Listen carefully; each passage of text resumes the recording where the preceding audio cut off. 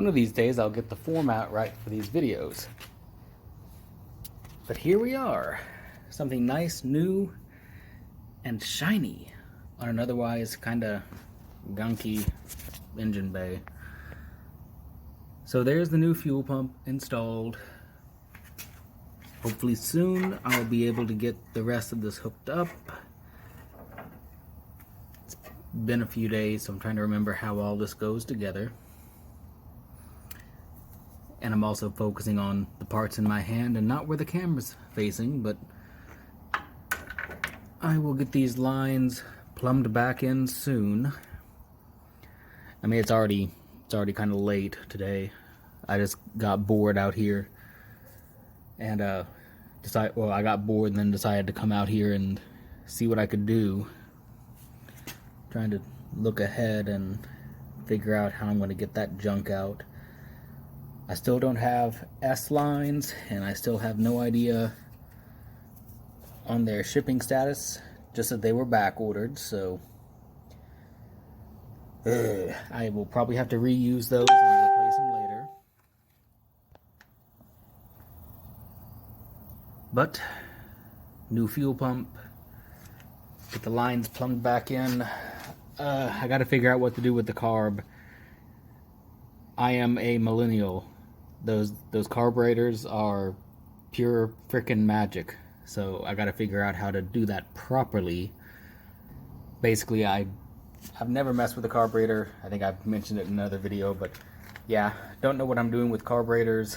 I can probably carefully disassemble it, not changing the way things are, clean it as best I can, and throw it back on here to keep the adjustments, and maybe all of this will work as it's supposed to.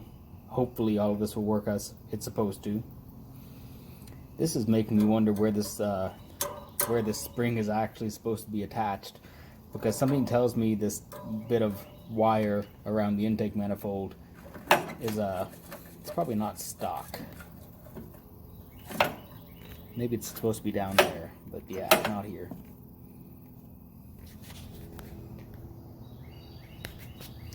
I'm kind of digging that I've got a few of these F-script bolts. I don't quite know all about these, but apparently those are desirable for one reason or another.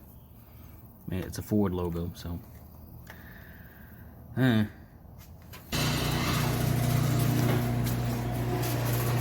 Well, that took a minute because I had to take it off and put it back on, and take it off again and put it back on again.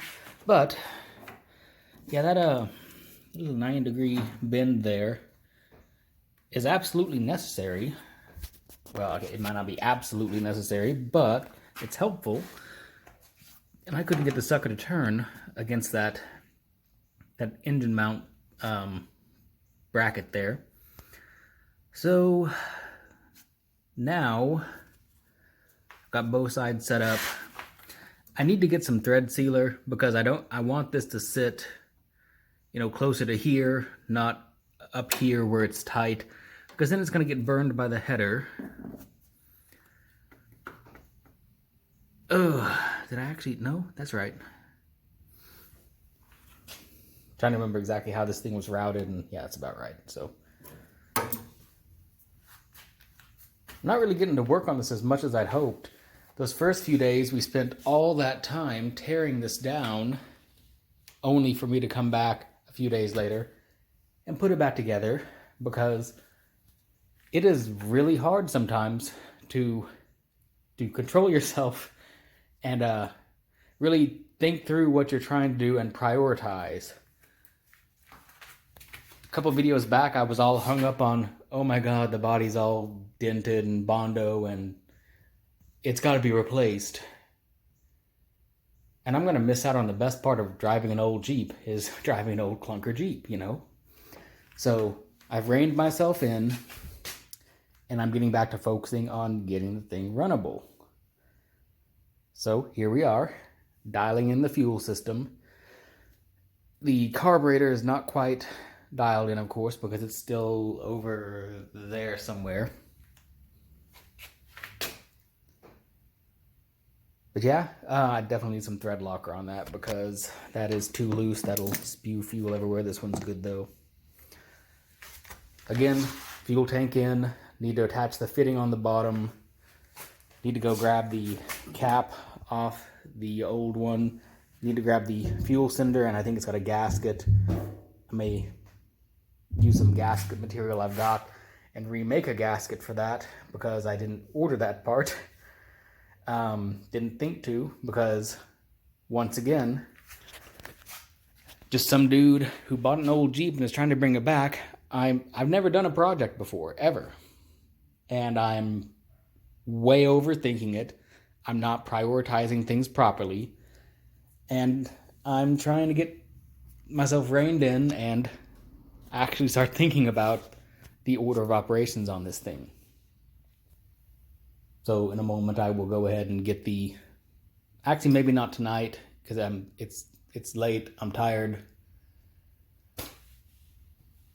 Though today is the start of a week-long vacation from work, so I have that going for me.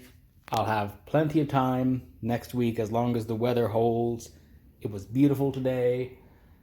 It was down to like 73 right before I closed the garage door. Wonderful weather for wrenching. I think it was only like 78 today, so that beautiful September weather is what we've been waiting for a while now. And that's finally here. Admittedly, though, I'm beginning to lose a little bit of enthusiasm for this. I'm an elder millennial. My generation just is wired for that instant gratification. I wanted to turn that key and have this thing fire up and have the brakes not be complete junk and be able to putter around town with this thing. And it's not gonna happen immediately. It's a ways off. Gonna have to come up with a temporary patch for that exhaust manifold at some point, but order of operations. Need to refill the radiator. Order of operations. Get the thing running first. Get it at least able to start. I did actually spend quite a bit of time working on a few videos. At the very least, some of my videos didn't require that much editing. My stream of consciousness style of just talking to the camera, or really just talking to myself, they kind of made sense enough that I didn't have to do too much editing. But then, of course, I noticed that when I start talking pretty fast, you can't understand a word I'm saying half the time. So I went ahead and did all of the closed captioning. YouTube will auto-generate captions. And mine were close, but there was zero punctuation, of course, and you could definitely tell where the algorithm was having trouble processing what I was saying. At the very least, it made me a lot more aware of how I speak, sometimes in just broken and incomplete sentences, which is just perfectly in line with my ADD. So this is kind of helping me realize that my way of talking when I'm just rambling about these things can be kind of annoying. Like, I say like, so, a lot. And that after hearing myself speak probably for about 6 hours while trying to edit videos, it's at least now like on my mind, and I will try to do better. Since I'm over here, I don't know if I really mentioned it, but the damage to the fenders, there's actually supposed to be a tab here and here. At least, 1 out of 4 survived. Oh, there I go again. I said, that's one of my awful speech patterns that I'm going to try to break for some of these videos, because I do that too much when I'm trying to come up with things to say. So I'll do better. Anywho, yes. The tabs obviously broke off at some point in the distant past. The metal is all rusted, so those are useless. Hopefully when I get a welder of some kind, it's been recommended that I grab a Lincoln 140 because that will allow me the flexibility to, on 110, do thin stuff like this, but at the same time have the power to do thicker stuff like the frame all in one welder. It's a wire feed MIG welder, and as many YouTubers as I watch, I've kind of picked up that MIG welding is one of those things that I should probably learn if I'm going to learn to weld, especially on something as far gone as this. Because if I do decide to redo this tub instead of just throwing in the towel and buying a new one, I will need to learn to weld, and I will need to learn fast. I also just realized that these hat channels on the fenders, which are in, pretty good shape, they still have the original wood in them. This stuff is completely gone on every other hat channel on this Jeep. But amazingly, the wood in these is intact. Given that, today already, I guess, but tomorrow marks the beginning of a week-long vacation, I will probably try to clean off my workbench because, damn,